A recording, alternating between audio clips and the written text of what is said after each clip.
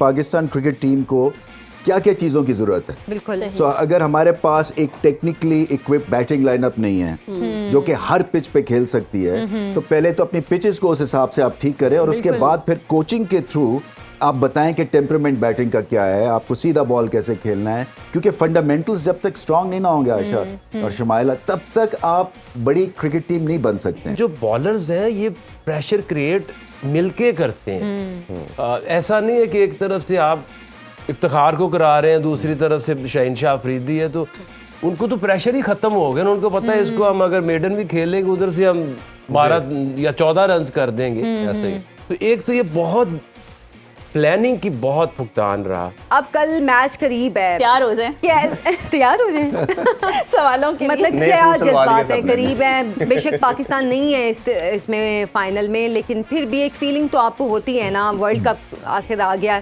कैसे फील कर रहे हैं सर आप? देखिए, दो बेस्ट टीम्स गई हैं फाइनल में, इसमें कोई शक नहीं है। और ये मोमेंट है एंजॉय करने का भी और रिजॉइस करने का भी, क्योंकि ये बहुत बड़ा इवेंट है हमारी लाइफ टाइम में। पता नहीं कब एशिया में फिर वर्ल्ड कप आएगा। सो मैं ये समझता हूँ कि हाँ, चुभन तो है, दर्द भी है, क्योंकि पाकिस्तान इससे बहुत बेहतर टीम थी। मैं समझ रहा था कि सेमीफाइनल की टीम है, बट इस वक्त जो दो बेस्ट टीम्स हैं वो है, और 1,20,000 लोग होंगे। सारी दुनिया में सबसे ज़्यादा इस दफ़ा ये वर्ल्ड कप देखा गया एवर इन इट्स हिस्ट्री। अच्छा। सबसे ज़्यादा इसकी व्यूअरशिप रही है, और फिर जो इंटरेस्ट है वो बहुत ज़्यादा है। सब लोगों का इंटरेस्ट इसलिए है कि देखें कि इंडिया को इंडिया में कोई हरा सकता है। ये भी एक तरह से बहुत बड़ा चैलेंज होगा। बिल्कुल ऐसे। और मैं समझता हूँ अगर कोई टीम इनको टफ टाइम दे सकती है, ऑब्लिक हरा सकती है, तो शायद ऑस्ट्रेलिया है। आकिब सर आप? देखिए, उसमें पाकिस्तान के हवाले से अगर आप बात करें तो अगर आप देखें तो पाकिस्तान ने कभी भी एशिया में या पाकिस्तान में कुछ वर्ल्ड कप हुआ है तो उसमें कभी जीते नहीं है। बेस्ट चांस था 87 में जी, और तब भी ऑस्ट्रेलिया को कोई रेट नहीं कर रहा था कि ये कोई उस तरह की टीम है कि जो पाकिस्तान को पाकिस्तान में हरा दे या इंडिया जैसी टीम को हरा दे। तो आई थिंक वो एक अपॉर्चुनिटी बड़ी मिस हुई। 96 में भी पाकिस्तान टीम 92 वाली टीम से ज़्यादा बैलेंस थी। बिल्कुल। 99 में बहुत अच्छी थी। 99 में बहुत अच्छी, लेकिन यहाँ देखें ना, यहाँ क्वार्टर फाइनल में हम इंडिया से हार गए। वो अगर सेमीफाइनल तक इंडिया तक मैच जाता तो वहाँ तक पहुँच जाते।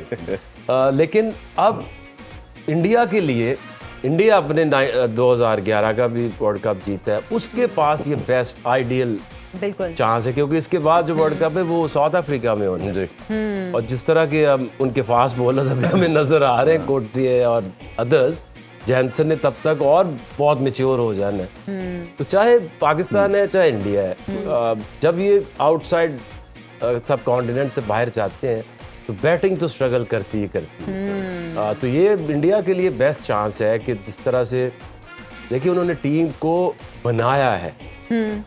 अभी पाकिस्तान टीम और इंडिया को अगर कंपेयर करें, वो छोड़ दे क्लास कितनी है, मैं बैलेंस की बात करता हूँ। अब हम यहाँ से गए तो मैं ये पता चला कि हमारे पास तो न्यू बॉल बॉलर ही नहीं है। और ये मैं भी एक दफ़ा, ये 2-3 दफ़ा फंसा हूँ अकेला। बांग्लादेश में अगेंस्ट इंडिया मैच खेल रहे थे, तो मुझे याद है मैंने पहला ओवर किया मेडन, दूसरी तरफ से अजहर महमूद था, उसने कराया, उसने 3 चौक, इधर से मैंने फिर ओवर कराया मेडन, उधर से उधर 5 चौक।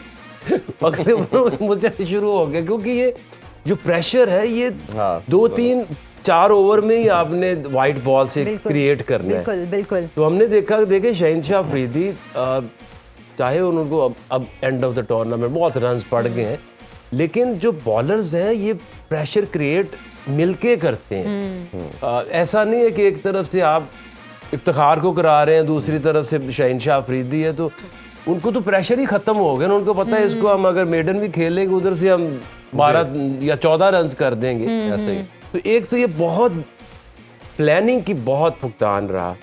मतलब इस वर्ल्ड कप ने बहुत सी चीजों का पोल खोल दिया है। लेकिन इंडिया की अगर आप देखें कि हार्दिक पांड्या, हम समझते थे कि एक पिलर है इन बिटवीन देयर, चाहे बॉलिंग आती है या बैटिंग आती है, उसके अनफिट होने के बाद शामी आया, तो शामी ने तो वो कर दिया जो जिंदगी में कभी नहीं देखना।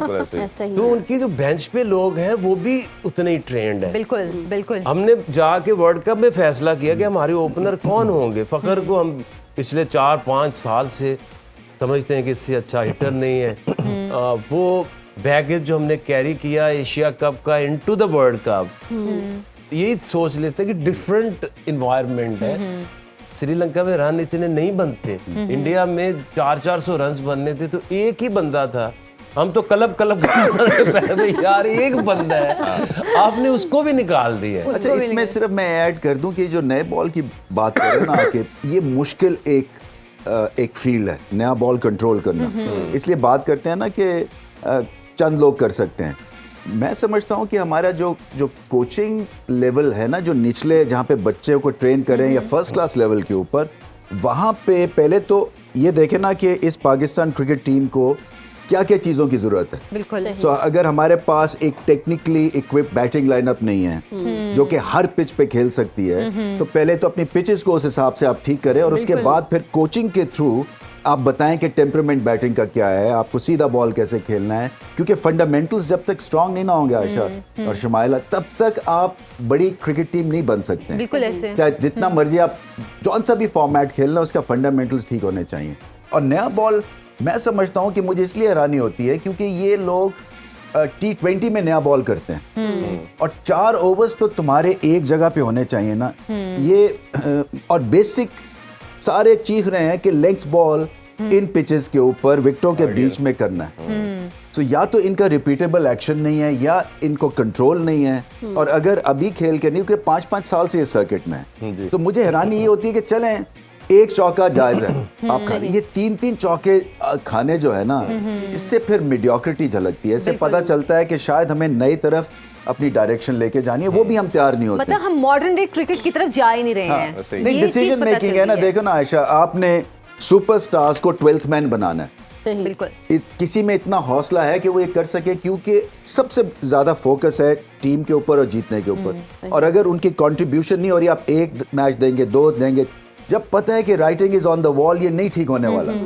चाहे कॉन्फिडेंस लैक कर रहा है या इसकी एबिलिटी नहीं है, स्किल नहीं है, या हमारी गलत सिलेक्शन हो गई है, मगर आपको फिर बेंच के ऊपर निगाह डालनी है ना। फिर आपके पास जो ट्रैवलिंग सब्स हैं उनको आप लेके आए गेम में, चाहे वो अबरार है चाहे वो जमान है, क्योंकि ये डेस्परेट सिचुएशन एंड में हो गई थी ना पाकिस्तान के लिए। तो वहाँ पे भी मुझे याद है वर्ल्ड T20 का जब रिप्लेसमेंट की बात हुई थी, तो वो हारिस जो विकेट कीपर था उसको इंक्लूड करवाया था, क्योंकि क्या था कि वो एटीट्यूड अच्छा था उसका, फास्ट बॉलिंग ठीक ऑस्ट्रेलिया में खेल रहा था, रिपोर्ट्स ये आई कि सबसे ज्यादा मेहनत कर रहा है और गंदी पिचेस पे भी कह रहा है कि मैंने बैटिंग करनी है। तो उसको खिलाया और उसने आपको ऑलमोस्ट वर्ल्ड कप जिता दिया। वो उसने जाके साउथ अफ्रीका के मारा बिल्कुल शॉट। तो ये सारी चीजें जो उस वक्त होती हैं ना, वो आपको डिसीजन लेना और लैक ऑफ डिसीजन जो है ना, वो भी आपकी टीम का बेड़ा गर्क कर देता है। अच्छा इरफान, अभी जो फाइनल हो रहा है कल, तो उसके लिए कैसी पिच एक्सपेक्टेड हो? उससे पहले मैं एक पॉइंट इसमें ऐड करना चाहूँ। पाकिस्तान की जो हम डिबैकल देख रहे हैं जो इस पर्टिकुलरली वर्ल्ड कप में है, हमने जो पिछले 3 डेकेड या 4 डेकेड देखे, तो हमारी सक्सेस की जो रीज़न, चाहे हम एशिया में खेलें या बाहर खेलें, वो बॉलिंग है। और बॉलिंग हमारी स्ट्रेंथ है। हमें 90% जो मैचेस जितवाए हैं वो बॉलिंग ने जितवाए हैं। अनफॉर्चुनेट पार्ट रहा कि आपका एशिया कप और वर्ल्ड कप में बॉलिंग एकदम कोलैप्स कर गई, और इतनी बुरी कोलैप्स की एक बंदे नसीम शाह के जाने से कभी इसने ना पास में देखा ना सुना, ना किसी टीम को आप देख रहे हैं। कोर्जिया जा रहा है साउथ अफ्रीका में, कोर्जिया आ रहा है नोकिया की जगह बेहतरीन, शामी आ रहा है हार्दिक पांडे की जगह उससे बेहतरीन। तो ये पाकिस्तान का एक ऐसा अलमिया देखा। और बाकी चले, एक बॉलर चला गया, बाकी तो अच्छा परफॉर्म करे, वो भी अपनी सिर्फ भूल गए।